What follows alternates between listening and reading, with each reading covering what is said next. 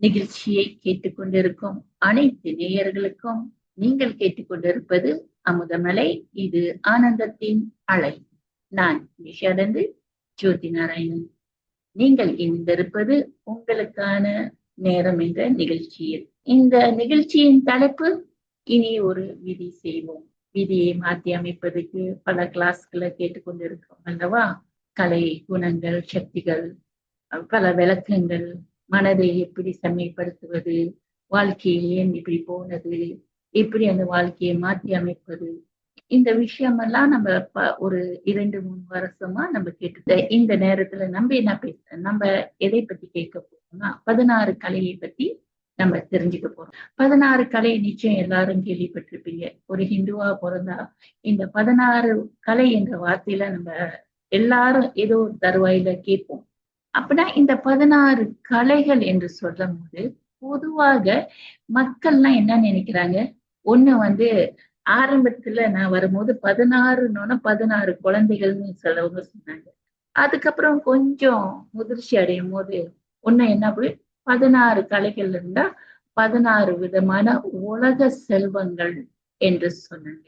அதுக்கப்புறம் ஆன்மீகத்துக்கு வந்த பின் இந்த 16 என்றால் என்ன என்று, இந்த 16 கலைகள் என்றால் என்ன, ஆன்மீக அடிப்படை என்பது இந்த 16 கலைகளை பற்றி இன்னும் ஆழமான விளக்கம் கிடைத்தது. இப்ப நம்ம இந்த 16 கலை எதுக்கு ஒப்பிடுவாங்கன்னா, இந்த நிலாவை ஒப்பிடுவார்கள், கிருஷ்ணரை ஒப்பிடுவார்கள். இப்ப முதல் நிலாவை பார்ப்போம். இந்த நிலா முழு நிலாவா இருந்து அது தேஞ்சி அப்புறம் அது மறுபடியும் அது நிறைவாகும் போது பௌர்ணமி என்று அழைப்போம். அதாவது அது முழுசா ஆகின பிறகு பௌர்ணமி என்று அழைப்போம். இது கலைகள், எல்லா கலைகளும் நிறைந்து அப்படி பிரகாசிப்பது என்று பார்க்கலாம். அப்ப அது எல்லா 16 கலையும் நிறைந்து இருப்பது, அதான் அது பிரகாசிக்கும். அந்த பிரகாசத்துல அந்த பௌர்ணமி அப்ப நம்ம பார்த்தோமா, அந்த நிலா பூமி கிட்ட அருகாமையில இருக்கிற மாதிரி இருக்கும். பார்க்கவே அவ்வளவு குளுமையா, அவ்வளவு சாந்தமா, மனதுக்கு இதமா இருக்கும் அல்லவா? அப்ப அது என்ன குறிக்கின்றதுன்னா, இந்த 16 கலைகள் மனிதனான நம்மக்குள்ள, ஆத்மான நம்மக்குள்ள அது இருக்கும் போது நம்ம வாழ்க்கையும் அந்த பௌர்ணமி போல அழகாக மாறுகிறது, சம்பூர்ணமான வாழ்க்கை வருகிறது. சொன்ன மாதிரி தான் கிருஷ்ணரை பார்த்தோம். ஸ்ரீகிருஷ்ணரை பார்த்து அனைவரும் ஸ்ரீகிருஷ்ணர் மாதிரி குழந்தை வேணும், ஸ்ரீகிருஷ்ணர் போல கணவர் வேணும் என்று விரும்புகிறார்கள். ஏன்னா அவர்கிட்டயும் இந்த 16 கலை என்று சொல்லும் போது அவரை ஒப்பிடுவார். இவர்கிட்ட இந்த ஆன்மீக 16 கலையும் இருக்கு. அதனாலதான் அவர் பாருங்க, அவரும் பௌர்ணமி போல எப்போதும் அப்படியே பிரகாசித்து கொண்டிருப்பார். அப்படியே அவரை பார்க்க நம்மளுக்கு சாந்தமா இருக்கும். ஆமா, சினிமாலாம் நடிகரை தான், ஒரு நடிகனை மேக்கப் பண்ணி அந்த மாதிரி ஆடைகள்லாம் போட்டு அலங்காரத்தை போட்டு கிருஷ்ணரா காமிக்கிறாங்க. ஆனா அந்த கிருஷ்ணனா அந்த நவரை காமிக்கும் போது அந்த பௌர்ணமி மாதிரி அப்படியே சாந்தமா குளுமையா நம்ம அந்த நவரை பார்த்தோன்னா அந்த நடிகர் ஞாபகம் வராது. கிருஷ்ணா என்று இவ்வளவு அழகானவர், சாந்தமானவர், குளுமையானவர், புரிந்து கொள்பவர், எப்படி பொறுமையானவர் என்ற எல்லாம் சாந்த குணமும் நிறைந்தவராக பார்க்கின்றோம் அல்லவா? அப்ப நம்மளுக்கும் ஸ்ரீகிருஷ்ணர் போலவே இந்த அனைத்து குணமும் நம்ம கிட்ட வரணும்னா இந்த 16 கலையை நமக்குள்ள இருக்குதா இல்லையான்னு செக் பண்ணி நமக்குள்ள கொண்டு வரணும். அப்ப முதல்ல இந்த 16 கலைகளை பத்தி எல்லா கலையும் பல மணிக்கணக்கா நம்ம அதை பத்தி விளக்கம் கொடுக்காம சுருக்கமா இந்த வாரம் ஒரு 2-3 கலைகளை பத்தி நாம் தெரிந்து கொள்ளலாம். நான் ஒன்னொன்னா 16 கலை என்னன்னு உங்களுக்கு ஒரேடியா நான் சொல்ல மாட்டேன் இப்போதைக்கு. இன்னைக்கு ஒரு 3-4 கலையை பத்தி பேசுவோம், பார்க்கலாம். எத்தனை ஒரு மணி நேரத்துல எத்தனை கலைகளை நம்ம நம்ம அதை கேட்கலாம். அந்த கலைனா என்ன, அந்த கலையை எப்படி நம்ம வாழ்க்கையில பயன்படுத்துவது, நம்ம வாழ்க்கையில இருக்கா, அதோட நன்மைகள் என்ன என்று தெரிந்து கொள்ளலாம். ஏன் இந்த 16 கலைகள் ஒரு மனிதன் வாழ்க்கையில தேவைப்படுகிறது? அதோட நன்மைகள் என்ன? இந்த கலைகள் இருக்கும் போது நம்மளால முதல்ல அது 4 விஷயம் நம்ம வாழ்க்கையில நடக்கும். ஒண்ணு நம் ஆள் மனது, நம்ம மனம், நம்ம சிந்தனை, அதாவது மென்டல் பீஸ் சொல்லுவாங்க. மன அமைதி கிடைக்கும். அப்புறம் தெளிவாக இருக்கும். மனம் அமைதியாக, அதாவது எல்லாரும் கேட்பாங்க இல்லையா, எங்கே அமைதி, எங்கே அமைதி, அங்க ஒரு எனக்கு இடம் வேணும் என்று. அதே போல நம்மளுக்கு மனம் அமைதி இந்த 16 கதைகள் மூலியமா மனம் அமைதி கிடைக்கும். மனம் அமைதி கிடைச்சால் அதுல தெளிவுகள் வரும். எப்படி சொன்ன மாதிரி பௌர்ணமி. பௌர்ணமி நீங்க எவ்வளவு பாரமா இருந்தாலும் அந்த பௌர்ணமி அன்னைக்கு கொஞ்ச நேரம் வெளியே போய் அந்த அந்த நிலாவை பார்க்க, அது முழுசா பெருசா இருக்கிறத பார்க்கும் போது, அதான் அது மாதிரி அந்த சாந்தமான மாதிரி ஆரஞ்சு மஞ்ச கலர்ல இருக்கும் பாருங்க. அதை நம்ம கண்ணுக்கும் இந்த கண்ணால பார்க்கலாம். இந்த மனம் அப்படியே உருகிற மாதிரி இருக்கும். அதனால்தான் அந்த சூரியனுக்கு அவ்வளவு புகழ் இருக்கோ இல்லையோ எனக்கு தெரியாது. அந்த நிலாவுக்கு அத்தனை பேரு, அத்தனை புகழ், அத்தனை பாடல்கள். எல்லாரும் பாடுவார்கள். தெய்வத்துக்கும் பாடுவார்கள், சமயத்துக்கும் பாடுவார்கள், வாழ்க்கைக்கும் பாடுவார்கள், எல்லாத்துக்கும், குழந்தைகளுக்கும் பாடுவார்கள், வயதானவர்களுக்கும் பாடுவார்கள். இந்த பாடல் நம்ம கேட்டிருக்கலாம் நிறைய. நிலா, சந்திரன், அப்புறம் பௌர்ணமி, ஏதாவது அது பல பேர் இருக்கு இல்லையா? சோ அவ்வளவு சாந்தமா நம்ம வாழ்க்கையை இந்த 16 கலை இருக்கும்போது வாழ்க்கை மனம் சாந்தமாகவும் அமைதியாகவும் இருக்கும். அடுத்தது நம்ம உறவுகள் இணக்கமாக ஆகும். இணக்கமான உறவுகள் இல்ல, மற்றவர்கள் நம்ம கூட உறவுல வரும்போது அந்த உறவு எப்படி ஒரு ஆரோக்கியமான உறவுல வர்றது. ஏன்னா நம்ம கிட்ட குணங்கள் இருக்கும் போது அவங்க எப்படிப்பட்டவங்களா இருந்தாலும் அந்த உறவு நம்மளுக்கு சரி செய்யணும். அந்த உறவை அவங்க கிட்ட உள்ள அந்த குறைய பார்க்காம எப்படி நன்மையை பார்ப்பது. எல்லாம் சொல்லுவாங்க, கெட்டது எவ்வளவு இருந்தாலும் கெட்டதை பார்க்காதீங்க, நல்லதை மட்டும் பாருங்க என்று சொல்லுவாங்க இல்லையா? அதனால இந்த உறவுல இந்த 16 கலை இருக்கும்போது எப்படி நல்லதை மட்டும் எடுப்போம், குறைய பார்க்காம இருப்போம். இப்ப அந்த குறைய பார்க்காம இருக்கும் போது நம்ம அதை ஏற்றுக்கொள்ற சக்தி நம்மளுக்கு தேவை. அதுல நம்மளுக்கு இனிமையாக பேசுகின்ற சக்தி, கலைகள் நம்மளுக்கு தேவைப்படுகிறது. அப்பதான் இந்த சாந்தமான நிலை, மனம் ஒரு நிலையாக வரும் நிலை. எல்லாரும் சொல்லுவாங்க, இப்பெல்லாம் சொல்றாங்க இல்லையா, இது தானா சேர்ந்த கூட்டம்னுவாங்களே. நம்ம தானா சேர்ந்த கூட்டம் வரணும்னா எப்படி பேசணும்? கரடு முரடா பேசணுமா? கரடு முரடா பேசுறது கலைகளா? இல்லதானே? இப்பெல்லாம் பாத்தீங்கன்னா நிறைய மாதிரி பேசுறாங்க இல்லையா? கரடு முரடா பேசுறாங்க, கத்தி பேசுறாங்க, அதிகாரமா பேசுறாங்க, தொண்டைக்கிலேயே கத்துறாங்க. இதெல்லாம் சக்தி பலம் என்று நினைக்கிறாங்க. அப்படி இல்லை. இனிமையாக பேசும்போது எப்படிப்பட்ட உறவு வருது? தானா சேர்ந்த கூட்டம் வருது இல்லையா? அப்ப உறவு இணக்கம், உறவின் இணக்கம் வருது அல்லவா? அது என்ன உறவா இருக்கலாம்? உறவின் ஒரு ஒற்றுமை, புரிந்துணர்வு வரும். அடுத்த நன்மை, இந்த 16 கலைகளை கற்றுக்கொள்ளும் போது நமக்குள்ள உள்ள மன அழுத்தம், மன உளைச்சல்கள் எல்லாம் நீங்கி போகும். ஏன்னா நம்ம கிட்டதான் நல்குணங்கள் இருக்கு. எப்படி ஆரோக்கியமாக, எப்படி பழகிறது, பேசுறது, நடந்து கொள்றது, இது எல்லாமே இந்த 16 கலையில சொல்லி தருவாங்க.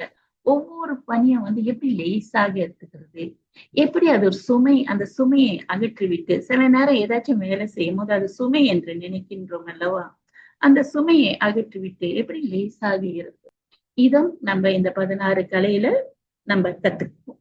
அடுத்தது நம்மளுக்கு எப்படி தலைமைத்துவம்னா ஒரு ஆபீஸ்லயோ, ஒரு அரசாங்கத்திலயோ, ஒரு வேலையிலயோ அதிகாரத்துல இருக்கிறது மட்டும் இல்ல, நம்ம வீட்டுல இருக்கும் போது, நம்ம குடும்பத்தோட வாழும் போது எப்படி அங்க பராமரிப்பது, அவங்களுக்கு எப்படி நம்ம சொல்லி கொடுப்பது, அங்க தலைமைத்துவம் எப்படி பராமரிக்கிறது, எப்படி மற்றவர்களை முன்னேறி கொண்டு போறது, நம்மளும் முன்னேறணும், வாழ்க்கையில நம்மளும் முன்னேறணும், மற்றவர்களும் முன்னேற செய்ய வைக்கணும். நம்ம பார்த்தோமா, ஓகே, நம்ம படிக்கும் போதெல்லாம் நான் இவ்வளவு படிப்பேன், இவ்வளவு முன்னேறுவேன். ஆனா ஒரு வயது வந்துட்டா மட்டும் மனிதர்கள்லாம் அப்படி ஸ்டக் பண்ணிக்கிறாங்க, ஒரு மாதிரி சிக்கிக்கிறாங்க. முன்னேற்றம் வர மாட்டுது. போதும், இவ்வளவுதான் படிச்சு முடிச்சுட்டேன், நான் படிக்க வேண்டியதெல்லாம் படிச்சுட்டேன்னு ஒரு பார்டர் போட்டுக்கோங்க. அதுங்களா இல்ல தானே? வாழ்க்கை என்றால் நம்ம பிறக்கும் இறக்கும் வரைக்கும் நம் மூளை, நம்ம சிந்தனை, நம்ம எண்ணம் வளர்ந்து கொண்டே இருக்கணும். எல்லாத்தையும் எப்படி பராமரிக்கணும், எப்படி ஒரு லீடரா இருந்து நம்ம மத்தவங்களுக்கு வழிகாட்டி மத்தவங்களையும் தூக்கி விடணும், நம்மளையும் தூக்கி விடணும். நம்மளும் லேசா இருக்கணும், சுயமரியாதையோட இருக்கணும், மற்றவர்களுக்கும் மதிப்பு இந்த மாதிரி இந்த 16 கலைகள்ல நிறைய கலைகள் இருக்கு. இன்னைக்கு நம்ம பார்க்க வேண்டிய கலை, முதல் கலை வந்து நட்பு. நட்புன்னா நம்ம நினைக்கிறோம் நம்ம வெளிய ஃப்ரெண்ட்ஸ்னா வெளியே தான் இருப்பாங்கன்னு. குடும்பத்துல ஃப்ரெண்ட்ஷிப் வச்சுக்கலாமா? வச்சுக்கலாம் தானே? குடும்பத்துல எப்படி எல்லாரும் கூடயும் ஃப்ரெண்டா இருக்கிறது, நண்பனா இருக்கிறது, அப்புறம் இனிமையாக பேசுவது, பராமரிக்கிறது, இதெல்லாம் எப்படி நடைபெறும் என்று ஒரு சிறிய ஒரு விளக்கத்தை கேட்போம். நான் பேச மாட்டேன், ஒரு வீடியோ இருக்கு, அதை கேட்போம். அதை கேட்ட பிறகு கொஞ்சம் அதை பத்தி ஆழமா நம்ம சிந்திப்போம். சரிங்களா? வாங்க வீடியோவை முத கேட்போம். இன்றைக்கு 16 கலைகள் சீரீஸில் நம்ம முதல் கலையான நண்பனாக்கும் கலையை பற்றி பார்க்கலாம். அதாவது எந்த ஒரு செயலை செய்யணும் அப்படின்னாலும் அதுக்கான நேரத்தில், தகுந்த நேரத்தில் நம்ம செய்யணும். சரியான இடத்துல, சரியான சூழ்நிலையில், நேர்த்தியான முறையில் செய்யணுன்னா அதற்கு அறிவும் தேவைப்படுது இல்லையா? அதாவது ஒரு செயலை செய்வதே ஒரு கலையாகவே இருக்குது. நாம் இந்த பூமி என்கின்ற கர்மக்ஷேத்திரத்தில் வாழ்கின்றோம். அப்போ இந்த வாழ்க்கை கூட ஒரு கலையாக இருக்குது இல்லையா? இந்த கர்மக்ஷேத்திரத்தில் நம்ம சக மனிதர்களோடு வாழ வேண்டும். அப்போ இவங்களோடு வாழும்போது எப்படி வாழணும்? உதாரணத்துக்கு நாம் நம்மளுடைய பிள்ளை செல்வங்களோடு வாழணும். அவங்கக்கிட்ட கண்டிப்பாக அன்பு காட்டணும். ஆனால் அந்த அன்பில் மோகம் இருக்கக்கூடாது. நம்ம செல்வம் சம்பாதிக்கணும். நம்மளுடைய அந்த தினச்சரியத்திற்காக, காரிய விவகாரத்திற்காக நம்ம பிரெட் வின்னராக இருக்கும் பொழுது அந்த செல்வம்ங்கிறது தேவை. ஆனாலும் கூட அதன் மேலே ஆசை இல்லாமல் இருக்கணும். நம்ம இல்லறத்தை பராமரிக்கணும், ஆனால் அதன் மேலே பற்று இல்லாமல் இருக்கணும். இதுதான் ஒரு அழகிய வரைமுறை. கடமையை செய்வதற்கு ஒரு நல்ல விதிமுறைன்னு சொல்லலாம் இல்லையா? இல்லறத்திற்கான ஒரு அழகிய நடைமுறையை எப்படி உருவாக்குவது? அதனால் இந்த வாழ்க்கை கூட ஒரு கலை. இந்த இல்லறத்திற்கான அழகிய வரைமுறையை உருவாக்குவதற்கு உரிய விஞ்ஞானமாக திகழ்கிறது யோகம். சக மனிதர்களோட காரிய விவகாரங்களை ரொம்ப அழகாக செய்கிறதற்கும் நம்முடைய வாழ்வை சீராகவும் சிறப்பாகவும் நடத்துவதற்கு நமக்கு கொடுக்கப்பட்ட விஞ்ஞானம்தான் யோகம். அதனால தான் யோகத்தை ஆர்ட் ஆஃப் லிவிங், அதாவது வாழ்க்கையின் கலை, அதாவது மனிதன் எப்படி வாழணும், எப்படி செயல் செய்யணும், இதற்கான சூத்திரம் யோக வடிவ விஞ்ஞானம் தருது. வெற்றிகரமாக வாழ்க்கையை வாழ 16 கலைகள் முக்கியமாக இடம்பெற்றிருக்கிறது. எனவே யோகம் என்பது மனிதர்களை அந்த கலைகளில் எப்படி பரிணமிக்க செய்கிறது அப்படிங்கிறது தான் இந்த 16 கலைகள் சீரீஸில் நாம் பார்க்க போகின்றோம். முதல் கலை எல்லோரையும் நண்பர்களாக்கும் கலை. சில பேரை பார்த்திங்கன்னா அவங்க சுற்றி ஒரு 10 பேர் இருந்துக்கிட்டே இருப்பாங்க. அவங்கக்கிட்ட இருக்கின்ற ஏதோ ஒரு விஷயம் மற்றவர்களை அவங்களை சுற்றி உட்கார வைக்கும், நிற்க வைக்கும், போக வைக்கும், பேச வைக்கும். அப்போது ஏதோ அவங்கக்கிட்ட இருக்கின்ற ஒரு சிறப்பியல்பு தான் மற்றவர்களை காந்தம் போல கவர வைக்கிறது. நமக்கு நண்பர்கள் கிடைக்கல அப்படின்னா நமக்குள்ளே ஏதோ ஒரு குறை இருக்குன்னு அர்த்தம். மற்றவங்களை நண்பராக்குவதற்கு ஒரு 8 முக்கியமான குவாலிஃபிகேஷன்ஸ் நம்மக்கிட்ட இருக்கணும். இந்த நண்பர்கள் கடைசி வரைக்கும் நம்ம கூட பயணிக்கும் நண்பர்களாக இருப்பார்கள். வெறுமனே சும்மா நம்ம காரியத்தை சாதிச்சுக்கிறதுக்காக சில பேர் நண்பர்களாக இருப்பாங்க இல்லையா? அப்படிப்பட்ட நண்பர்கள் அல்ல. இந்த 8 பண்புகள் மற்றவர்களை நம்முடன் நிரந்தர நண்பர்களாக ஆக்கும் சக்தி கொடுக்கும். முதல் குவாலிஃபிகேஷன், மற்றவங்க மேலே தூய்மையான அன்பு இருக்கணும். அதுக்கப்புறம் யார் மோல்டாராங்களோ அவங்க தான் கோல்டு அப்படிம்பாரு. அப்படின்னா வளைந்து கொடுக்கும் சுபாவம். அதுக்கப்புறம் ஈஸி நேச்சர்டாக இருப்பாங்க. ஏதோ ஒரு விஷயம் நடந்துருச்சு அப்படின்னா அதை திரும்ப திரும்ப மனசுக்குள்ளே போட்டு வச்சு இவங்க அப்படி அவங்க இப்படின்னு ஜட்ஜ் பண்ணாதவங்களாக இருப்பாங்க. லெட் கோ பண்ணுகின்ற சுபாவம். அது 3வது சரள சுபாவம். நேர்மையான ஹானஸ்டான ஒரு உள்ளம் இருக்கும், பொய் சொல்ல மாட்டாங்க. அடுத்து 4வது சுபாவம் புனிதமும் மேன்மையும் நிறைந்த வாழ்க்கை இருக்கும். அவங்களோட வாழ்க்கையே மற்றவர்களை கவர்ந்தெழுக்கும் வாழ்க்கையாக இருக்கும். 5வது சாந்த குணம், அமைதியான குணம் உடையவர்களாக இருப்பார்கள். இனிமை மற்றும் மற்றவர்களுக்கு மதிப்பு கொடுக்கும் குணமாக இருப்பார்கள். இந்த மதிப்பு கொடுக்கும் குணம்ங்கிறது ரொம்ப ரொம்ப முக்கியம். 6வது அருகில் இருப்பவரோடு பழகும் குணம். சில பேருக்கு ஒரு மாதம் ஒரே கிளாஸில் போயிட்டு வந்துட்டுருப்பாங்க. ஆனால் பக்கத்துலேயே உட்காந்து அந்த கிளாஸை கவனிச்சிட்ருப்பாங்க. ஆனால் பக்கத்தில் இருக்கிறவங்க கிட்ட ஒரு ஹாய் ஹலோ கூட சொல்லியிருக்க மாட்டாங்க. ஸோ அந்த ஃபஸ்ட்டு ஐஸ் பிரேக்கிங் குவாலிட்டி இருக்கும். அப்படின்னா அருகில் இருப்பவரோடு ரொம்ப ஈஸியாக பழகிற குணம். 7வது பிறருக்காக எப்பொழுதும் உழைக்கும் உதவும் குணம். யாருக்காக நாம் உழைக்கின்றோமோ உதவுகின்றோமோ அவர்கள் ஒரு பொழுதும் நம்மளை மறக்க மாட்டாங்க. அப்புறம் கடைசியாக மற்றவங்களுக்காக தன்னோட சுகத்தையும் வசதிகளை கூட செய்பவர்களாக இருப்பாங்க. பாருங்க, விரோதியை கூட நண்பனாக்க அன்புன்ற ஒரு விஷயம் மந்திரம் போல வேலை செய்கிறது. சொல்லுவாங்க இல்லையா, தின்னவரும் புலி தன்னையும் அன்போடு சிந்தையில் போற்றிடுவாய், நன்னெஞ்சே சிந்தையில் போற்றிடுவாய். ஸோ அந்த நெஞ்சமானது, மனிதனின் உள்ளமானது ரொம்ப ரொம்ப அன்பு மிகுந்ததினால் அந்த விரோதியை கூட நண்பனாக மாற்றிவிடும். இந்த அன்பு எப்படிப்பட்ட அன்பு அப்படின்னா, தேகம் மற்றும் தேகத்தின் சொந்தங்களில் இருந்து மற்ற அனைத்து ஸ்தூலமான பொருட்களின் ஆசையிலிருந்து விடுபட்டு அன்பு கடல் பரமாத்மாவின் அன்பு மழையில் நனைஞ்சு தன்னை அந்த அன்பே வடிவான பரமாத்மாவின் குழந்தை என பாவித்து மற்றவர்களிடமும் அன்பு காட்டுவது, இதுதான் யோகத்தின் ஒரு பகுதியாக உள்ளது. இந்த யோகம் இருப்பதினால் சக யோகம் செய்பவர்களாக அவர்கள் இருப்பார்கள். சக யோகம் அப்படின்னா உதவி செய்வது அப்படின்னு பொருள். இங்கே சக யோகம் அப்படின்னா எப்பொழுது பரமாத்மாவின் தொடர்பில் இருந்து அந்த அன்பே உருவாக நாம் ஆரோமோ அப்பொழுது நாம் பழகும் சக மனிதர்களிடம் இதே அன்பினை செலுத்துபவர்களாக, அவர்களுக்கு உதவியினை செய்பவர்களாக நாம் ஆகின்றோம். இப்படிப்பட்ட அன்புடையவர்கள் எப்படி இருப்பாங்கன்னா, மற்றவங்க கிட்ட இருக்கிற அவகுணங்களை பார்க்க மாட்டாங்க, அவர்கள்கிட்ட இருக்கிற நற்குணங்களையே பார்ப்பதனால் அனைவரையும் நண்பர்களாக ஆக்கிவிடுவார்கள். அவர்கள் அந்த உள்ளார்ந்த அன்பினை கொடுப்பார்கள். அவங்கக்கிட்ட பிடிவாதம் பிடிக்கின்ற குணம் இருக்காது. நான் சொல்கிறது கண்டிப்பாக இதுதான் கரெக்டு அப்படின்னு இருக்க மாட்டாங்க. மற்றவர்களுடைய கருத்துக்களுக்கு மதிப்பு கொடுப்பது என்றால் அவர்கள் என்ன சொல்கிறாங்கன்னு காது கொடுத்து கேட்பது.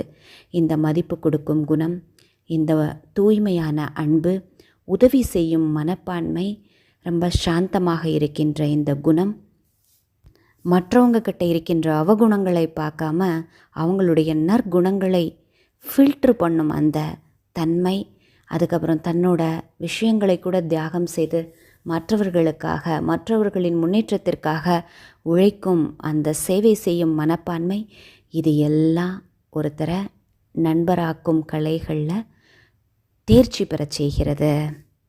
இந்த நற்பண்புகளுக்கு அதிமுக்கியமான காரணம் யோகம். யோக சக்தியின் மூலமாகத்தான் இந்த நல்ல அழகான சமஸ்காரங்களை நாம் உருவாக்க முடியும்.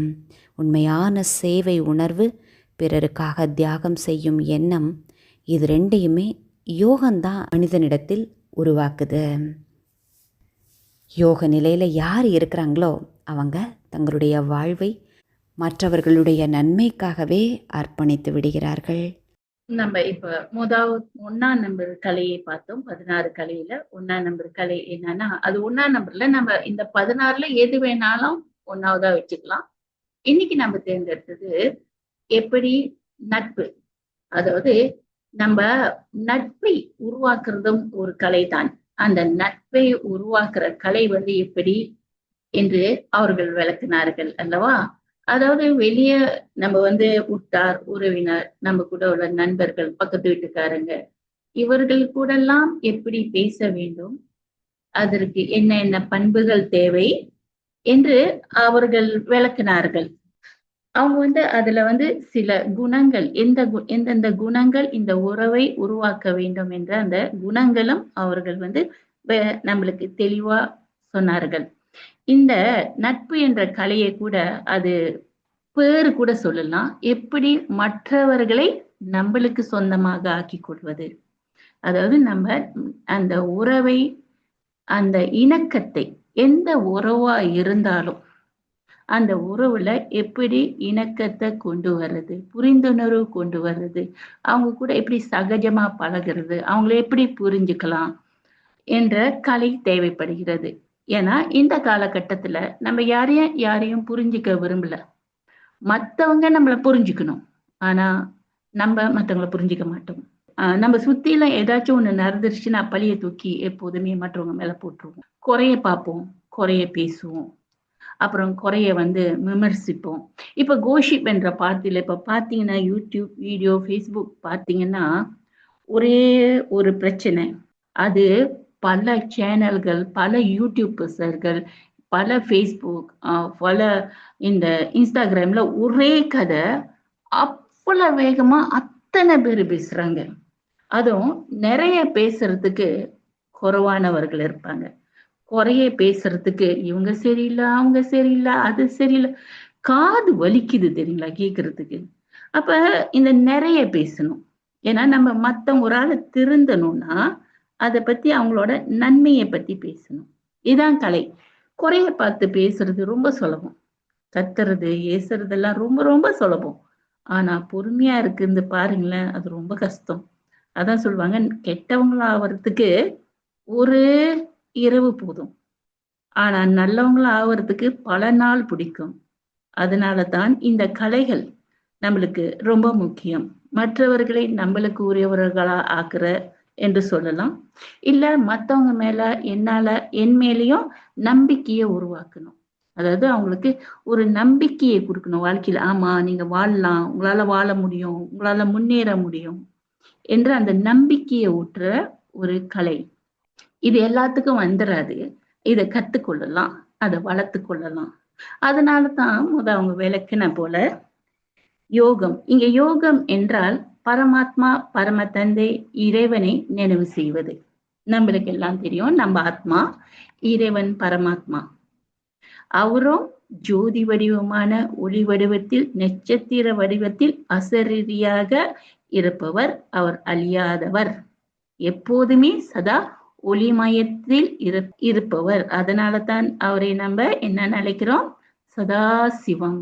அதாவது சதா சிவமயம், சதா ஒளி வடிவமானவர் என்று. அப்ப ஆத்மான நம்மளும் அவரை போலே நட்சத்திரமாக இருப்போம். அவரும் நம்ம சின்னதாகவும் அவர் பெருசாகவும் அப்படிலாம் இல்லை. அவரும் ஒரு சிறிய நட்சத்திரம், நம்மளும் ஒரு சிறிய நட்சத்திரம். ஆனால் அவரோ எல்லாம் சக்தியும் கொண்டவர். சதா அந்த சக்தி குறையாதவர். சூரியன் போல சதா அந்த சக்தி இருந்து கொண்டே இருக்கும்.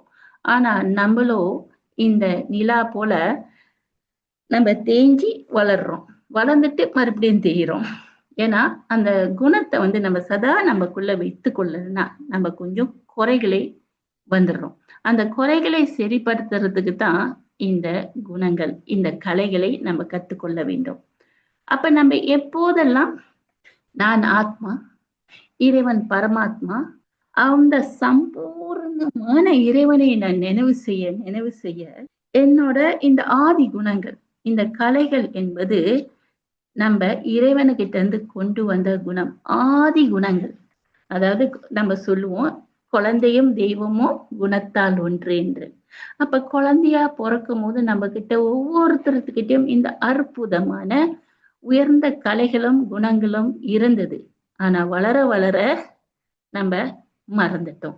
இப்ப மறுபடியும் இறைவனை நினைவு செய்து, இறைவன் எப்போதும் என்ன சொல்கிறார் என்றால், என்னை நினைவு செய்யுங்கள், நான் எப்படியோ, நான் எப்படிப்பட்டவனோ என்னை நினைவு செய்யுங்கள், மற்றும் ஆஸ்தியை நினைவு செய்யுங்கள். இந்த வார்த்தையே நீங்க கேட்டிருப்பீங்க.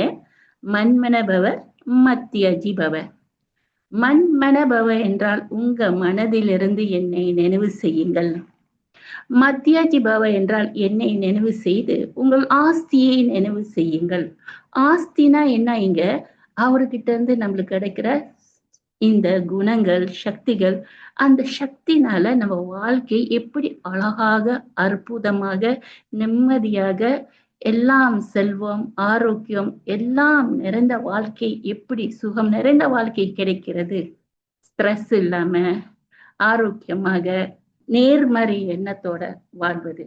இப்படி வாழ்ந்தா நம்ம எல்லாத்துக்கும் மரியாதை கொடுப்போம் அல்லவா? எல்லாருக்கும் யாரு குறையும் பார்க்காம எல்லாத்துக்கிட்டையும் அவங்க நல்லதை பார்க்கும் போது மட்டும் என்ன நடக்குது? நீங்களே சொல்லுங்க. நம்மளை யாராச்சும் புகழும் போது எப்படி இருக்கு? நல்லா இருக்கு இல்லையா? குஷியா இருக்கு. யாராச்சும் நம்மளை இகழும் போது எப்படி இருக்கு? வலிக்குது, வேதனை வருது. அதனால நம்ம எப்போதுமே நல்ல எண்ணத்தை நினைச்சு கொண்டு இருந்தோமா, எவர் பாசிட்டிவ் இருந்தோமா, வாழ்க்கை எப்படி இருக்கும்? அதனால தானே இன்னைக்கு பார்த்தோமா நிறைய செல்ஃப் அஃபர்மேஷன், அதாவது கிராட்டிடியூட்ஸ், சுயத்துக்கு எப்படி மரியாதை கொடுப்பது, மற்றவர்களுக்கு எப்படி இந்த பஞ்ச தத்துவத்துக்கு மற்றவங்களுக்கெல்லாம் எப்படி மதிப்பு கொடுக்கறது என்று இந்த அஃபர்மேஷன், மோட்டிவேஷன் என்று நிறைய கிளாஸுங்க ஓடுது. தூங்க போறதுக்கு முன்னே எந்த மந்திரம் சொல்லணும், எப்படிப்பட்ட சிந்தனை வரணும், இதெல்லாம் என்ன கொடுக்குது? நம்மளுக்கு அருகாமையில நம்மளை புரிந்து கொள்வதும் மற்றவர்களுக்கு மதிப்பு கொடுத்து அவர்களுக்கு நம்பிக்கை அளிப்பது. என்ன சொல்றீங்க? இது ஒரு கலை இல்லையா? எல்லாருனாலையும் செய்ய முடியும்.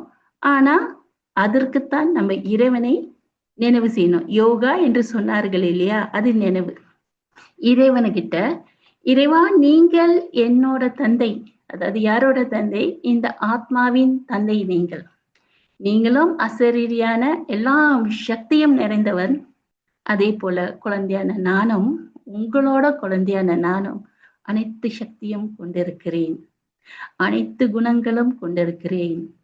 உங்களை போலவே நீங்க எல்லா மக்களையும் எப்படி அழகானவர்களாக, நல்லவர்களாக பார்க்கின்றீர்களோ அதே குணம் எனக்கும் இருக்கின்றது. தந்தையே, தாயே, என் நண்பனே, எவ்வளவு தூரம் நான் எல்லாத்தையும் நல்லவங்களா பாக்குறோமோ, கர்மா என்ன சொல்லுதுங்க? நீங்க நல்லது அனுப்புனா நல்லது வரும் இல்லையா? கெட்டதை அனுப்புனா கெட்டதுதான் திரும்பி வரும். அப்ப எல்லாரையும் நல்லவங்க, அற்புதமானவர்கள், எல்லாரோட குணத்தை பார்க்கும் போது அந்த நம்ம வாழ்க்கை எப்படி இருக்கும்? நீங்களே அதை நிர்ணயிச்சுக்கீங்க. சரிங்களா? இப்ப உங்களுக்கு புரியும்னு நினைக்கிறேன். எப்படி நண்பராக ஆக்கின்ற கலை, அதாவது உறவு முறைகளை எப்படி அழகாக, அற்புதமாக, ஆரோக்கியமாக ஆக்கின்ற கலை. நல்லா இருக்கு இல்லைங்களா? சரி, 16 கலைகளை பற்றி நம்ம பேசிக்கொண்டிருக்கோம். நம்ம கலை நண்பனாக ஆக்குவது, அதாவது மற்றவர்களை எப்படி என்னுடையவர்களாக ஆக்குவது. அடுத்தது நம்ம எப்படி தொடர்பில் வருவது, எப்படி மற்றவங்க கூட பழகிறது, நம்ம சுபாவம் எப்படி இருக்க வேண்டும், நம்ம நடத்தை எப்படி இருக்க வேண்டும் என்று 2வது ஒரு வீடியோ பார்ப்போம். அது கேட்கறதுக்கு முன்ன சில விளக்கங்கள் 16 கலையை பற்றி.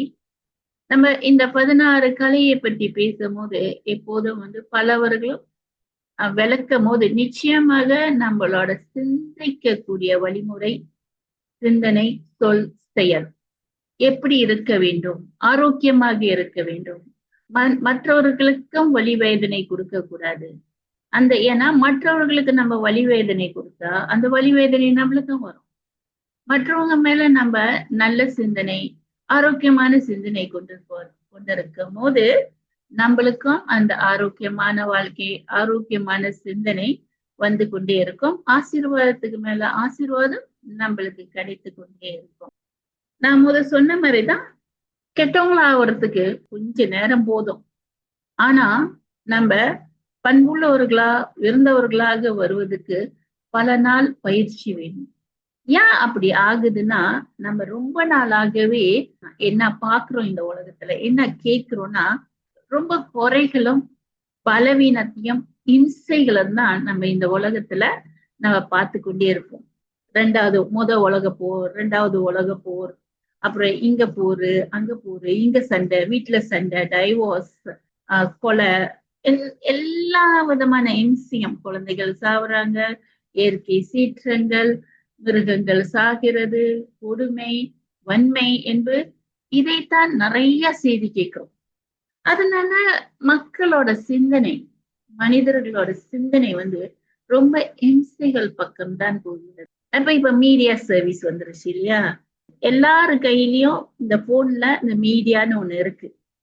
அதுல நம்ம பார்த்தோமா, இந்த இம்சைகள் நிறைந்த, கொடுமைகள் நிறைந்த, கஷ்டங்கள் நிறைந்த படம், கதைகள், வீடியோக்கள், விமர்சனங்கள் நிறைந்த படங்கள் தான் இதெல்லாம் நிறைய இருக்கு. அப்ப நம்ம ஒரு நாள்ல மனிதர்கள் என்ன மாதிரி சிந்தனையை அதிகமாக சிந்திக்கிறாங்க? நீங்களே சிந்திச்சு பாருங்க. இன்றைய மக்கள், நம்ம பிள்ளைங்களையும் எடுத்துக்கலாம், இப்ப வர ஜெனரேஷன்கள், அவங்க எல்லாம் அதிகமாக ஆக்கப்பூர்வமான சிந்தனையை சிந்திக்கிறாங்களா, இல்ல அதிகமாக எதிர்மறைய சிந்தனை சிந்திக்கிறாங்களா? நான் முன்ன சொன்ன மாதிரிதான் கர்மம் என்ன சொல்லுதுன்னா, கர்மம் என்ற செயல்ல எதை நடுகின்றீர்களோ அதுதான் வளரும். அப்ப நம்ம இந்த உலகத்தை மாத்தணும்னு நினைச்சா, நம்ம எல்லாம் அனைவரும் இல்ல, இந்த உலகம் அமைதியாக இருக்க வேண்டும், மன அமைதி வேணும், வாழ்க்கை சந்தோஷமாக இருக்க வேண்டும், நம்ம வரக்கூடிய ஜெனரேஷனும் அமைதிய சந்தோஷத்தும் அனுபவம் செய்யணும். ஏன்னா இந்த 60 50 பாத்தீங்கன்னா நிறைய பேரு அமைதி சந்தோஷத்தை அனுபவம் செஞ்சிருப்பாங்க. ஆனா இப்ப இருக்கிற பிள்ளைங்க அந்த சந்தோஷத்தை, அமைதிய அனுபவம் செய்ய முடியல.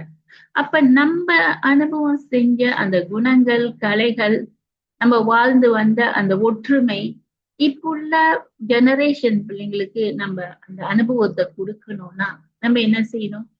மூத்தவர்களான நம்ம என்ன செய்யணும்? நம்ம அவங்களுக்கு ஒரு உதாரணமா இருக்கணும். அந்த உதாரணத்துக்கு இருக்கிறதுக்கு தான் இந்த ஆன்மீகம் மிகவும் முக்கியம். மாற்ற வேண்டும், மாறணும் என்று நினைச்ச ஒரே ஒரு வழிதான். ஏன்னா கர்ம தத்துவம் என்ன சொல்லுது? நம்ம இறைவனை நினைத்தால் மாற்றம் தான் நம்ம தூய்மை அடைய முடியும். ஏன்னா இறைவன் சொல்றாரு, நீங்க மாறணும்னா உங்களை ஆத்மாவாக கருதி என்னை நினைவு செய்து உங்களோட ஆதி குணத்தை நீங்கள் நினைவில் கொண்டு வாருங்கள். நம்மளோட ஆதி குணம் என்ன என்றால், ஆத்மாவோட பிறக்கும் போதே கொண்டு வந்த குணங்கள் எல்லாமே, எல்லாம் 36க்கு மேல குணங்கள் இருக்கிறது, கலைகள் இருக்கிறது, சக்திகள் இருக்கிறது. இதெல்லாம் ஆத்மாவோட ஆதி குணங்கள். இப்புள்ள இருக்கிற மனிதர்கள் இந்த இனிமையாக பேசுவது, மற்றவங்களுக்கு மதிப்பளிப்பது, இதையெல்லாம் பயன்படுத்தினால் நிச்சயமாக நமக்குள்ள இந்த கலைகள் சுலபமாக வளர்ந்துவிடும். எவ்வளவு ஞானம் இருந்தாலும் சரி, நல்லது என்ன கெட்டது என்னன்னு தெரிஞ்சாலும் சரி, அதை செயல்ல போடணும்னா, அது நம்ம வாழ்க்கையா வரணும்னா, நம்ம வாழ்க்கையில அது ஒரு பழக்க வழக்கமாக இருக்கணும்னா ரொம்ப முக்கியம் நம்ம இறைவனை நினைவு செய்து நம்மளை மாத்திக்கொள்வது மட்டுமே ஒரே ஒரு வழிமுறை. மற்ற வழிகள்லாம் இல்லைங்க. நம்ம ஞானத்தின் அடிப்படையில நம்மள மாத்தலாம், இல்லைன்னு சொல்லல. ஆனா அந்த மாற்றம் ரொம்ப அந்த அதிர்ந்த சுகத்தை கொடுக்கிற மாற்றமா வராது. இல்லைன்னா ஏன் இந்த சன்னியாசி எல்லாம் குடும்பத்தை மீட்டு விட்டுட்டு காட்டுக்கு போறாங்க? ஏன்னா தனிமையில இருந்து அந்த இறைவன் கூட, அந்த இறைவனை நினைத்து உடலை மறந்து சிறிது நேரம் இறைவனை, பரமாத்மாவை நினைவு செய்யும் போதே நம்மளோட ஆதி குணங்கள் வருகின்றது. நம்மளோட ஆதி நிலையில் இருந்தால்தான் ஆதி குணங்கள் வருகிறது. ஆதி நிலை என்ன? நம்ம எல்லாம் ஒரு ஆத்மா, ஒரு புள்ளி. அதே மாதிரி இறைவனும் ஆத்மா ஒரு புள்ளி. நம்மளோட ஒரிஜினல் ரூபம் அந்த புள்ளி வடிவான ஜோதி ரூபத்துல நம்மள பார்த்தாதான், இறைவனை பார்த்தாதான் நம்மளோட ஒரிஜினலான ஆதி குணங்கள் நமக்குள்ள மறுபடியும் வர ஆரம்பிக்கும், மறுபடியும் வெளிப்படும். நம்மளால இனிமையாகவும் பொறுமையாகவும் சகிப்புத்தன்மையோடையும் இருக்க முடியும். இத பத்தி ஒன்னும் தெரிஞ்சுக்கிறதுக்கு வாங்க, மத்தவங்க கூட எப்படி தொடர்புல வருது. ஏன்னா நம்மலாம் தனியா வாழ முடியாது, உலகத்துல யாரும் தனியா வாழ முடியாது. வீட்டுல ஒண்டியா இருந்தாலும் வெளியே வந்தா பலவரு கூட பழகுற நிலை எல்லாத்துக்கும் வரும் தானே. யாரு கூடயும் பழகாம ஜென்மத்துக்குன்னு தனியா இருக்கிறவங்க யாரு இருக்காங்க? இல்லையா? அப்ப எல்லாரும் யாரு கூடயாச்சும் தொடர்புல வரும். இயற்கை கூட தொடர்புல வரும். இயற்கை, மிருகங்கள், மனிதர்கள் எல்லாத்துக்கூடயும் தொடர்புல வரும். தத்துவத்தில் கூட எல்லாம். அப்ப இது கூட நம்ம எப்படி பழகணும்? எப்படி நம்ம தொடர்புல வரணும்? எப்படி என் மனம், சொல், செயலை பயன்படுத்தணும்? அது தெரிஞ்சுக்கிறதுக்கு ஒண்ணு விளக்கமா இந்த வீடியோ கேட்போம். வாருங்கள், கேட்கலாம்.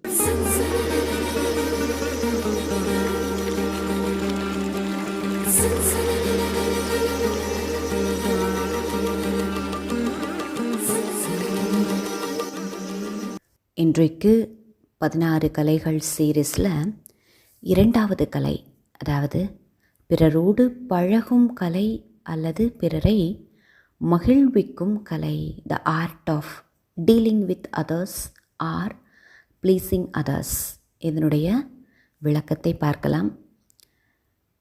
பாபா என்ன சொல்கிறார் அப்படின்னா, இந்த மனித வாழ்வு உண்மையிலேயே எப்படி இருக்கணும் அப்படின்னா, ஒவ்வொரு நொடியும் மற்றவர்களுக்காக நான் என்ன நன்மையை செய்ய முடியும் அப்படி சிந்திக்கக்கூடியதாக இருக்கணும். அப்துல் கலாம் ஐயாவும் ஒரு நிருபராக எனக்கு சரியாக ஞாபகம் இல்லை. ஸோ இவங்க 2 பேரும் ஒரு தடவை லிஃப்ட்டில் பயணம் செய்து கொண்டிருக்கிறார்கள். இவர் அப்துல் கலாம் ஐயாவை அவருடைய வாழ்க்கையை பார்த்து ரொம்ப சிலாகித்து, எப்படி உங்களால் இந்த அளவுக்கு எல்லாருக்கும் ஒரு நன்மை செய்ய முடியுது, அதற்கு காரணம் என்ன அப்படின்னு கேட்டாராம். அப்துல் கலாம் ஐயா சொன்னாராம், என்னுடைய மனதில் இந்த நொடியில் யாருக்கு என்ன நன்மையை செய்ய முடியும் இதை மட்டும்தான் நான் யோசிப்பேன் அப்படின்பாராம். அதுபோல் இங்கே உடைய வாழ்வு எப்படி இருக்கணும் அப்படின்னா, மற்றவர்களுக்கு குளிர்ச்சி தருவதாகவும், அதாவது மற்றவர்களுடைய அந்த மேலும் கீழும் இருக்கின்ற அந்த மனோபாவத்தை, ரொம்ப படபடப்பான அந்த உள்ளத்தை குளிர்ச்சிப்படுத்துவதாக, அதாவது அவங்களுடைய மனநிலையை ஸ்டேபிள் ஆக்குவதாக, மற்றவர்களுக்கு தன்னுடைய குணங்கள் மூலமாக அந்த குணகிராகியாக ஆகி குணதானியாகவும் ஆக வேண்டும். அப்படின்னு என்ன அர்த்தம்? அந்த நற்குணங்களை வெளிப்படுத்தும் அளவிற்கு நம்மளுடைய பார்வை, நம்மளுடைய பேச்சு, நடத்தை இருக்கணும். அதை சொல்லுவார், ஆன்மீக ரோஜா மலரை போல இருங்கள். இந்த ஆன்மீக ரோஜா மலர் அப்படின்னா, ரோஜா மலர் எப்படி இருக்குது பாருங்கள். அதனுடைய ஷேப் ஆகட்டும், கலர் ஆகட்டும், அதனுடைய நறுமணமாகட்டும், எல்லாமே பியூட்டிஃபுல்லாக இருக்கு இல்லையா? அப்போ அப்படிப்பட்ட ரோஜா மலரை போல் நறுமணம் மிக்கதாக அப்படின்னா, நம்மளுடைய ஒவ்வொரு விஷயம் நாம் மற்றவர்களுடைய தொடர்பில் வரும் பொழுது நம்ம அன்பை கொடுப்பவராக, ஆதரவை கொடுப்பவராக, பாலன்னையை கொடுப்பவராக, தைரியத்தை கொடுப்பவராக, அப்படிப்பட்ட நறுமணம் தருவதாக இருக்கணும். தேனை போல இனிமை தருவதாக, நம்ம கூட இருக்கவே அவங்களுக்கு ஒரே சந்தோஷமாக இருக்கணும். தேன் சாப்பிட்ட உடனே எவ்வளவு இனிமையாக இருக்குது. இனிமை மட்டுமல்ல, மருத்துவ குணமுடையதாக இருக்கிறது, நம்மளை ஹீல் பண்ணுறதாக இருக்குது. ஸோ நம்முடைய இனிமையானது மற்றவர்களுக்கு சுகமளிப்பதாகவும் அவர்களை குணம் செய்வதாகவும், தனக்குள்ளே இருக்கின்ற அந்த துன்பங்களை என்ன பண்ணணும், அது ஹீல் பண்ணணும். அப்படி இருக்கணும். பழங்களை போல் சுவையான சாறு தருவதாகவும் இருக்கணும். வெரைட்டி இருக்கணும். ஒவ்வொரு பழத்தோட சாருக்குமே ஒரு மகத்துவம் இருக்குது, ஒரு டேஸ்ட் இருக்குது, எல்லாமே இருக்குது. ஸோ நம்மளுடைய வாழ்வு இப்படி இருக்கணும் அப்படிங்கிற பாபா மற்றவர்களுக்கு மகிழ்ச்சி தருவதாகவும் திருப்தி தருவதாகவும் இருக்கணும். மற்றவர்களுக்கு மகிழ்ச்சியும் திருப்தியும் எப்போ நம்மளால் தர முடியும் அப்படின்னா, நாம் ஃபஸ்ட்டு குஷியாகவும் திருப்தி நம்ம மேலே திருப்தி உடையவராகவும் இருக்கணும். ஸோ இதற்கு எது வேணும் அப்படின்னா, யோகம் வேணும். யாருக்கிட்ட இந்த யோகத்தின் சக்தி இல்லையோ அவங்களால குஷியாகவோ இல்லை திருப்தியாகவோ இருக்கவே முடியாது. யாருக்கு தானே திருப்தியாகவும் குஷியாகவும் இல்லையோ அவர்கள் மற்றவர்களுக்கு எதுவுமே தர முடியாது. அதனால் அப்பா சொல்கிறாரு, இந்த ஒரு 6 விஷயங்கள் உங்ககிட்ட இருக்கணும். அப்போ தான் உங்ககிட்ட பழகும் கலை இருக்கு இல்லையா, பிறரோடு பழகும் கலை, அது கலையாகவே இருக்கும். நீங்கள் மற்றவங்களோட பழகுறீங்கன்னா அது ஒரு கலை போல் வெளிப்பட வேண்டுமென்னா ஒரு 6 விஷயத்தில் நீங்கள் கவனம் செலுத்த வேண்டும் அப்படிங்கிறார். இப்போ மற்றவர்களுடைய வாழ்வும் விலை மதிப்பற்றது. அப்போ இதில் சுயநலம் இல்லாத நிலை, நிஷ்காம் சேவான்னு சொல்லுவார். அதாவது மற்றவர்கள் அனைவருக்கும் நன்மை செய்தே தீர வேண்டும், அனைவருடைய வாழ்க்கையும் ரொம்ப முக்கியமானது. அப்படின்ற அந்த எண்ணம், மற்றவர்களுடைய வாழ்வு கூட விலை மதிப்பற்றது. அதை மற்றவர்களுக்கு தீங்கு இழைக்கக்கூடாது, நஷ்டத்தை ஏற்படுத்தக்கூடாது. அவங்கள நாம் பராமரிக்க வேண்டும், ஆதரவு காட்ட வேண்டும், அவர்களுக்கு புகலிடம் தர வேண்டும், சுகமளிக்க வேண்டும். பிரம்மபாபா என்ன பண்ணார்? இந்த ஓம் மண்டலி ஆரம்பித்தார், ஓம் சாண்டிங் பண்ணார். அந்த கீதையினுடைய கன்வென்ஷனல் கீதை அதை பற்றிய சிந்தனைகளை மற்றவர்களுக்கு கொடுக்க ஆரம்பித்தார். அதுக்கப்புறம் சிவாவினுடைய டச்சிங் கிடச்சி அந்த ஞானத்தை சொல்ல ஆரம்பித்தார். அப்போது எத்தனையோ பேர் தன்னுடைய குடும்பத்தை விட்டு வந்தாங்க. அவர்களுக்கு புகலிடம் தந்தார், ஆதரவு காட்டினார். அவருடைய வாழ்க்கையும் விலை மதிப்பற்றது அப்படின்னு அவங்கள உணரச் செய்தார். அந்த டைமில் பார்த்திங்கன்னா நிறைய விடோஸ் இருந்தாங்க. அதே மாதிரி நிறைய பேரோட வாழ்க்கையில் பெண்கள் இல்லையா, அந்த சமயத்தில் பெண்களுக்கு முக்கியத்துவம் இல்லாத நிலை இருந்தது. அவர்களுடைய வேலையே கணவர்மார்களை சந்தோஷப்படுத்தணும், இதுதான் அவங்களுடைய வேலையாக இருந்தது. சமுதாயத்தில் பெண்களுக்கென்ற அந்த முக்கியத்துவமோ மதிப்போ இல்லாத இருந்தது. ஸோ பிரம்மபாபா என்ன பண்ணார்? அவர்களுடைய தலையில் தானே ஞான கலசத்தை கொடுத்தாரு. ஸோ மற்றவர்களுடைய வாழ்வும் விலை மதிப்பற்றது அப்படிங்கிறத அவர் தன்னுடைய வாழ்க்கையில் காமிச்சார். ஸோ இது முக்கியமான குணம், விஷயம். ரெண்டாவது, பிறரது மன உணர்வுகள் சுபாவங்களை புரிந்து கொண்டு அவர்களது சமஸ்காரங்கள் மற்றும் சூழ்நிலைகளை தெரிஞ்சுக்கிட்டு அவங்க கூட நம்ம ஒரு ஃப்ரெண்ட்லியாக இருக்கணும். அவங்களுக்கு இந்த நேரத்தில் என்ன வேணும், இரக்கம் காட்ட வேண்டுமா, அவர்களோடு நல்லுணர்வை எப்படி ஏற்படுத்தணும், எப்படி அவர்கள் மீது அன்பு செலுத்த வேண்டும், இதையெல்லாம் நம்ம ரெண்டாவது விஷயமாக பார்க்கணும். ஏன்னா சில சமயம் ஒருத்தரோட வெளிப்புறமான நடத்தை ரொம்ப ரூடாக இருக்கலாம், ரொம்ப இரிட்டேஷன் கொடுக்குற அந்த குணத்தை வெளிப்படுத்துகிறதாக இருக்கலாம். ஆனால் உள்ளே அவர்களுக்கு ஒரு பயம், ஒரு அன்ஸ்டெபிலிட்டி, ஒரு செக்யூர்டாக இல்லாத ஃபீலிங், இதனால் கூட வெளியே வருகின்ற அந்த நடத்தையானது, அதை வெளிக்காட்டும் விதமானது எப்படி இருக்கலாம்னா, ரொம்ப ரூடாக, ரொம்ப கோபம், ஆவேசம் மிகுந்தவராக, சட்டு சட்டுன்னு இரிட்டேட் ஆகிறாங்க, மற்றவர்களை அவமரியாதை செய்யும் அந்த நடத்தையாக வெளிப்படலாம்.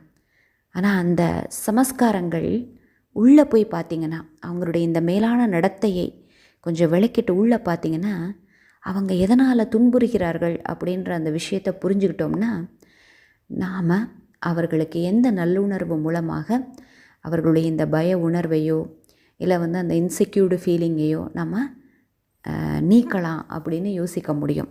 அதனால தான் இங்கே சொல்கிறாரு, அவர்களுடைய இந்த மேலான சமஸ்காரங்கள், அதுக்கப்புறம் அவங்களுடைய சுபாவங்கள், மன உணர்வுகள், அவங்க எந்த சூழ்நிலையில் இருக்கிறாங்க, எதனால் அவங்க இப்படி பிஹேவ் பண்ணுறாங்க அப்படின்னு புரிஞ்சுக்கிட்டு அவங்கக்கிட்ட தோழமை பாராட்ட வேண்டும், நல்ல உணர்வினை அவர்களுக்கு நாம் வெளிப்படுத்த வேண்டும், அன்பு காட்ட வேண்டும் அப்படிங்கிறாரு. மூணாவது விஷயம் என்னென்னா, யாருக்குமே ஒரு பொழுதும் சுமையாக இருக்கக்கூடாது. எக்காரணத்தை கொண்டும் ஒரு ஸ்டேட்டஸ் வந்துருச்சு. இப்போ பார்த்திங்கன்னா இந்த சரண்டர் சிஸ்டர்ஸ்லாம் இருக்காங்க இல்லையா, ஸோ அவங்களுக்குன்னு ஒரு இமேஜ் உருவாக்கியிருக்காங்க, நல்ல ஞானத்தை கொடுப்பவர்களாக இருக்கிறாங்க. ஸோ அந்த இமேஜ் உருவாக்கின பிறகு ஒரு அகந்தை, நமக்கே தெரியாமல் ஒரு அகந்தை வரும். நான் இதெல்லாம் செஞ்சிட்ருக்கிறேன், இந்த விஷயத்த, நம்மளுடைய விஷயத்த மற்றவங்க செய்வாங்க, நமக்கான சேவை செய்வாங்க அப்படின்ற எண்ணம் வந்துடக்கூடாது. நம்ம எக்காரணத்தை கொண்டும் நமக்கான சேவையை மற்றவர்களிடமிருந்து எதிர்பார்க்கக்கூடாது. சமூகத்தில் கூட பார்த்திங்கன்னா ஒரு தலைமை பொறுப்பை ஏற்கிறாங்க அப்படின்னா உடனே அவங்களுக்கு கூச்சா தூக்குறதுக்கு 4 பேர் வருவாங்க. ஸோ இந்த தலைமை பொறுப்பில் இருக்கிறவங்க ரொம்ப கேர்ஃபுல்லாக இருக்கணும். நான் இப்படி ஆக்கும் அப்படி ஆக்குன்ற அந்த அகந்தை வந்துடக்கூடாது. அதனால் இவங்க எனக்கு சேவை செய்யணும் அப்படின்ற எண்ணம் வந்துடக்கூடாது. இதை மூணாவது விஷயமாக அப்பா சொல்கிறார். ஒரு பொழுதும் சுமையாக இருக்கக்கூடாது, எவ்விதமான சேவையும் பெறக்கூடாது அப்படிங்கிறத ரொம்ப கேர்ஃபுல்லாக இருங்க.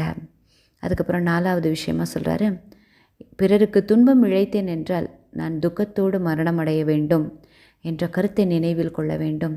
துக்கத்தை யாருக்கும் கொடுக்கவும் கூடாது, பெறவும் கூடாது. 5வதாக எல்லாருக்கும் நல்லதையே நினைப்பவராக இருக்கணும். 6வதாக எனது கடமையை நான் செய்ய வேண்டும், பொறுப்போடு நடந்து கொள்ள வேண்டும், இந்த உணர்வு இருக்க வேண்டும். இந்த 6 விஷயங்கள் மற்றவர்களோடு நாம் பழகும் விதத்தை மேம்படுத்துது. மற்றவர்களுடைய நன்மைக்காக நாம் சிந்திக்கணும், நம்மிடம் என்ன தகுதிகள் இருக்கிறது அப்படிங்கிறத பார்க்கணும், உணர வேண்டும். நமது வாழ்விற்கு மதிப்பு மரியாதை உண்டு அப்படின்னா இப்படியெல்லாம் நம்ம இருந்தோன்னு வச்சுக்கோங்களேன். நம்ம மற்றவங்களுக்காக நன்மை செய்பவராக இருக்கணும். நம்மக்கிட்ட என்ன தகுதிகள் இருக்குதோ அதை மற்றவர்களுக்கு நன்மை செய்வதற்காக அதை உபயோகப்படுத்தணும். இப்படி நம்மளுடைய வாழ்வு இருந்துச்சுன்னா ஆட்டோமேட்டிக்காக மற்றவர்களுக்கு நம்ம மேலே மதிப்பு வந்துடும் அப்படின்னு சொல்கிறாரு. நாம் பரமாத்மாவின் குழந்தைகள். தந்தை நமக்கு இப்படி மேலான ஆஸ்தியை கொடுக்க வந்திருக்கின்றார். இப்படி தந்தை மூலமாக ஞான் பெற்ற இன்பம் பெருக இவ்வையகம் அப்படின்னு யாரால் நினைக்க முடியும் அப்படின்னா உண்மையான யோகிகளால் தான் நினைக்க முடியும். யோகி சதா தந்தையின் நினைவில் இருப்பவர்கள். யோகி தந்தையினுடைய செயல் காரியம் தன்னுடைய காரியமாக அவங்க ஆக்கிக் கொள்வார்கள். இப்படிப்பட்ட தயாள உடைய பகவானோடு உறவு இருப்பதனால மற்றவர்களுடைய சமஸ்காரங்கள் சூழ்நிலைகளை தெரிஞ்சிருந்தாலும் அவங்களுக்கு நன்மையே செய்வேன், அபகாரிகளுக்கும் உபகாரம் செய்யும் அந்த எண்ணம் ஏற்பட்டுவிடும். இதற்கெல்லாம் ஆதாரம் யோகம். யோகத்தின் மூலமாக நம்மளுடைய திங்கிங் பேட்டர்ன் ஆகட்டும், நம்மளுடைய உள்ளுணர்வாகட்டும் எல்லாமே பரமாத்மாவுக்கு இணையாக மாறிவிடுகிறது. அப்போ அவர்கள் மற்றவர்களுக்கு திருப்தி தரக்கூடிய உலகத்திற்கே பிரியமானவராக ஆக்கக்கூடிய கலை நமக்கு வந்துடுது. அதான் இங்கே பிறரோடு பழகும் கலைக்கு ஆதாரம் உண்மையான யோகியாக இருப்பது. உண்மையான யோகியாக இருந்து பகவானினுடைய காரியத்தை நம் சிரமேற்றி செய்வது அப்படிங்கிறாரு. 16 கலைகள். இதை பற்றி நம்ம இந்த வாரத்திலேருந்து 2-3 சீரீஸா நம்ம கேட்கலாம். நம்ம இந்த 16 கலைகளை பற்றி நம்ம அதிகமான கேள்விப்பட்டிருக்கோம், அதை பற்றி சிந்திச்சிருக்கோம். ஆனா இப்ப என்ன இந்த காலகட்டத்துல என்ன தேவைப்படுதுன்னா அதை நம்ம ஒவ்வொருத்தரோட சிந்தனை, பார்வை, சொல், செயலில் கொண்டு வர வேண்டும். நம்ம அதிகமாக அதுல கவனம் செலுத்த வேண்டும். நம்ம பாருங்க, இந்த உடல் ஆரோக்கியமாக இருக்கிறதுக்கு நம்ம நிறைய எக்ஸசைஸ் செய்யறோம், உணவுகளை சாப்பிடுறோம். பாருங்க, இந்த உடல் ஆரோக்கியமா இருக்கிறது நம்ம 3 வேளை சாப்பாடு சாப்பிடணும். இல்லைன்னா ஒரு வேளை சாப்பாடு சாப்பிட்டா கூட அது நல்ல ஆரோக்கியமான சாப்பாடு சாப்பிடணும். சாப்பாடு சரியில்லைன்னா இந்த உடல் ஆரோக்கியம் நம்மளுக்கு தெரியும், அது வீணா போயிடும், இந்த உடல் பலவீனமா போயிடும். அப்ப இந்த உடலை காக்குவதற்காக உணவுகள் மிகவும் முக்கியம்.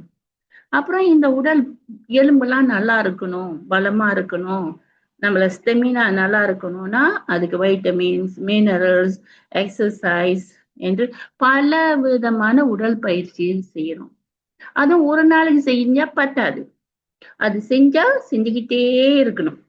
அதாவது வாழ்க்கை முழுவதும் நம்ம நடக்கணும், நம்ம ஓடணும், நம்ம ஏதாச்சும் உடல் பயிற்சி செஞ்சுக்கிட்டே இருக்கணும். இந்த உடல் ஆரோக்கியமாக இருக்கணும்னா நம்ம உட்கார்ந்த இடத்துலயே உட்கார்ந்தோமா நிறைய விதமான உடல் நோய்கள் வந்துவிடும்.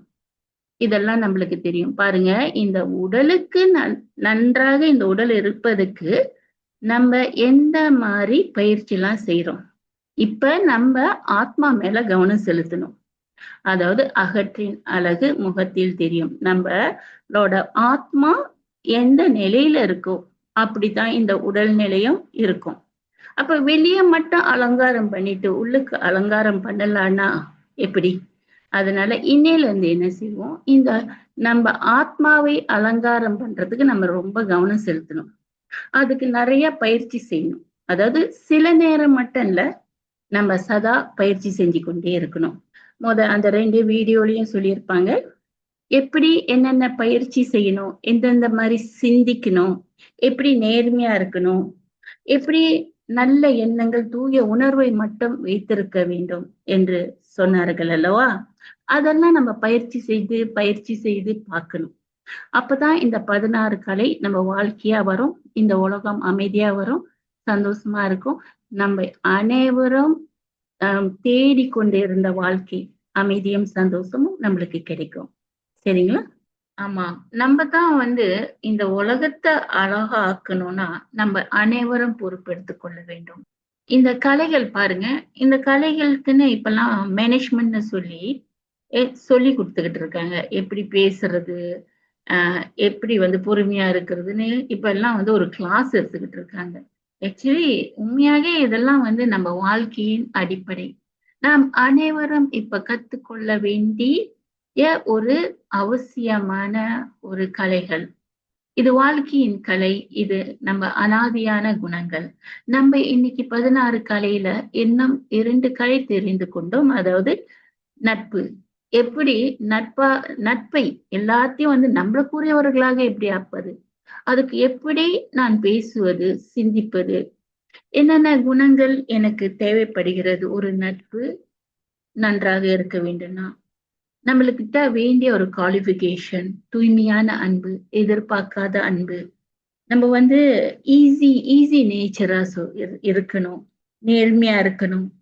நம்ம அவங்க கிட்ட பேசும்போது பண்பாகவும், இனிமையாகவும், மரியாதை கொடுத்து மரியாதையை வாங்க வேண்டும் அல்லவா? அதுக்கப்புறம் 2வது கலையாக தொடர்பு. மத்தவங்க கூட எப்படி நம்ம தொடர்பில் வருவது. கம்யூனிகேஷன் ஸ்கில்னு இப்பெல்லாம் இருக்கு இல்லைங்களா? அதுதான் கம்யூனிகேஷன் ஸ்கில். ஏன்னா எல்லாத்துக்கும் நம்ம சொன்ன மாதிரி யாரும் பக்கத்துல வீட்டுல இப்பெல்லாம் பக்கத்து வீட்டுக்காரங்க யார் இருக்கான்னு கூட இந்த டவுனுக்கு வந்தா தெரியாது இல்லையா? அது மாதிரி இந்த கம்யூனிகேஷன் ஸ்கில்ல நம்ம இந்த ஒருத்தர் இன்னொருத்தர்கிட்ட எப்படி பேசணும், என்ன பேசக்கூடாது, இதெல்லாம் ஒரு தூணாக வருது நம்ம வாழ்க்கையை மேன்மைப்படுத்துறதுக்கு. மறுபடியும் 16 கலை அந்த அழகான வாழ்க்கையை வாழ்வதற்கு இந்த கலையெல்லாம் நம்ம வாழ்க்கையில கொண்டு வர வேண்டும். வாங்க பயிற்சி செய்யலாம் அன்றாடம் எப்பொழுதுமே. அடுத்த வாட்டி இன்னும் 2 கலையில பார்க்கலாம். அந்த கலைகள் அடுத்த வாட்டி சொல்றேன். இதுவரைக்கும் கேட்டுக்கொண்டிருக்கும் அனைத்து நேயர்களுக்கும் மிக்க நன்றி. நீங்க கேட்டுக்கொண்டிருப்பது அமுதமலை. இது ஆனந்தத்தின் அலை. நன்றி, வணக்கம்.